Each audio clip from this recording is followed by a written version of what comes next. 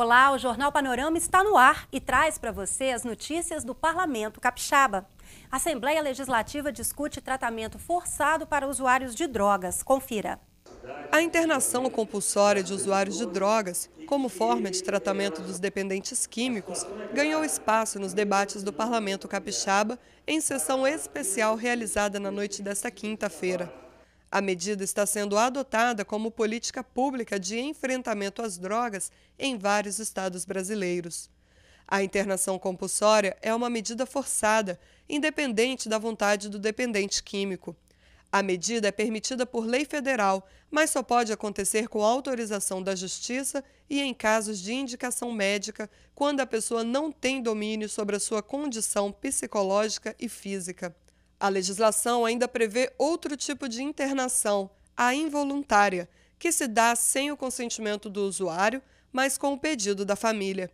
O tema em discussão na Assembleia Legislativa foi proposto pelo presidente da Comissão de Saúde da Casa, o deputado Dr. Hércules. É um tema que tem que ser muito debatido e o governo tem que ter uma atuação muito mais eficaz, porque até agora as políticas públicas que nós estamos vendo com relação ao combate à droga, elas são muito incipientes, são muito frágeis ainda diante de uma epidemia que está crescendo a cada dia. Então, a nossa intenção não é dizer que tem que haver a internação compulsória ou não.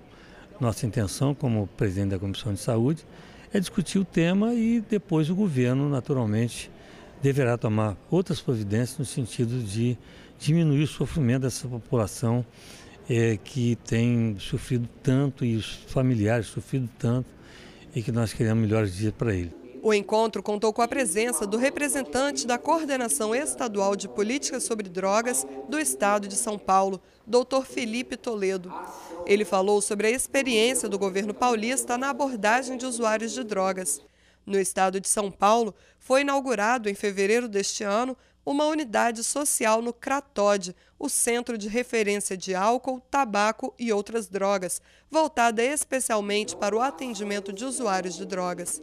A grande surpresa do serviço foi o número de atendimento a famílias dos dependentes. Nós tivemos apenas um caso de internação compulsória até o momento no estado de São Paulo, nesse programa específico, nesses 2 meses de ação, e de 80% a 90% das internações são voluntárias e o restante de involuntárias. Então a compulsoriedade realmente é a última medida das ações do programa e até o momento ela não se efetivou plenamente. Integrantes dos conselhos estaduais de Psicologia e Serviço Social estiveram presentes no debate. O Conselho ele tem uma posição contrária a usar-se a internação compulsória ou involuntária como política pública. A internação ela é um recurso previsto na Lei 10.216 da saúde mental, mas ela deve ser avaliada por equipes de saúde, de assistência que cuidem das pessoas e, se houver algum caso que necessite, ser feito em hospitais gerais, porque é uma necessidade clínica. Então não faz sentido um Estado ou legislativo pensar nisso como política pública, não é uma medida pública. Já está previsto em lei, o que tem que ser feito é o Estado construir os serviços necessários para que a população tenha onde ser avaliada e tratada. O ideal é o atendimento ambulatorial por meio dos CAPs, os Centros de Apoio Psicossocial, uma rede de CAPs, de hospitais, uma rede de entidades capacitadas para fazer esse trabalho, uma rede de pessoas preparadas na área da assistência, todas articuladas, e aqui no Espírito Santo tem que ser articulado entre os municípios. Por exemplo, não dá para fazer só em Vitória, tem que ser metropolitano o trabalho. Enfim, é essa a visão que eu tenho, embora o enfrentamento dessa situação seja ainda pouco pesquisado no Brasil, então são poucas experiências de sucesso que existem no Brasil, de tal forma que tem que experimentar mais, pesquisar mais. Não temos dados muito concretos sobre essa situação. Acompanhe agora os destaques das sessões ordinárias desta semana. Os detalhes com a repórter Luciana Wernesbach. Luciana. Karina, nesta semana, os deputados aprovaram o projeto de resolução que altera a Comenda de Mérito Esportivo José de Anchieta Fontana. Com a mudança, os 30 parlamentares vão poder homenagear pessoas, atletas ou entidades que tenham contribuído para o esporte no Espírito Santo. A Comenda do Mérito Esportivo José de Anchieta Fontana foi instituída em 2005 para homenagear atletas capixabas que se destacam em atividades esportivas, em nível nacional ou internacional, ou pessoas que tenham contribuído com o esporte amador ou profissional. Desde quando foi criada, a cada ano 2 pessoas recebem a comenda. Mas este ano, devido ao aniversário de 100 anos do Rio Branco Atlético Clube, o deputado Roberto Carlos propôs alterações na resolução. A mudança vai permitir que 30 pessoas sejam homenageadas anualmente. O nome da comenda é em homenagem ao jogador de futebol José de Anchieta Fontana. O capixaba jogou nos clubes do Vitória, Rio Branco, Vasco e Cruzeiro. Em 1970, defendeu a seleção brasileira na Copa do Mundo, ajudando a trazer o tricampeonato para o país. Fontana morreu em 1980, aos 39 anos. Também foram discutidos 2 projetos de destaque que tramitam em regime de urgência e estão em análise pelas comissões permanentes. Um é o projeto de lei da mesa diretora da Assembleia Legislativa, que cria taxa de controle ambiental da exploração de petróleo e gás. O outro é um projeto de lei complementar do Governo do Estado, que trata de alterações em unidades prisionais e em diretorias da Sejus, a Secretaria de Estado da Justiça. As matérias continuam em pauta na próxima semana. É com você, Karina. Obrigada, Luciana. Durante a semana, as comissões permanentes da Casa tiveram reuniões movimentadas. Na Comissão de Segurança, peritos papiloscopistas e peritos criminais pediram o apoio dos deputados para implementar melhorias nas 2 carreiras. A falta de pessoal e as deficiências técnicas da área também foram debatidas. Já a Comissão de Ciência e Tecnologia recebeu representantes da Secretaria de Estado da área. Em pauta, os projetos do governo para o setor, entre eles a criação de um centro de pesquisa do Espírito Santo. Outra atividade da comissão foi o encontro realizado na Assembleia Legislativa para marcar a primeira Semana Estadual de Energia, promovida pelo governo do estado. O evento terminou nesta sexta-feira e teve o objetivo de discutir aspectos da energia ligados à inovação, à competitividade e à sustentabilidade. Deputados da Comissão de Infraestrutura querem esclarecimentos sobre obras de pavimentação de ruas em Vila Velha. Os serviços foram realizados sem licitação, com recursos doados por empresa privada ao poder público. Representante da empresa construtora, que foi processada pela ausência da licitação, participou do encontro com o grupo. Os parlamentares vão analisar contratos e processos referentes à obra para verificar a situação. Já na Comissão de Turismo e Desporto da Casa, os parlamentares receberam o secretário de Estado de Esportes e Lazer, Vandinho Leite.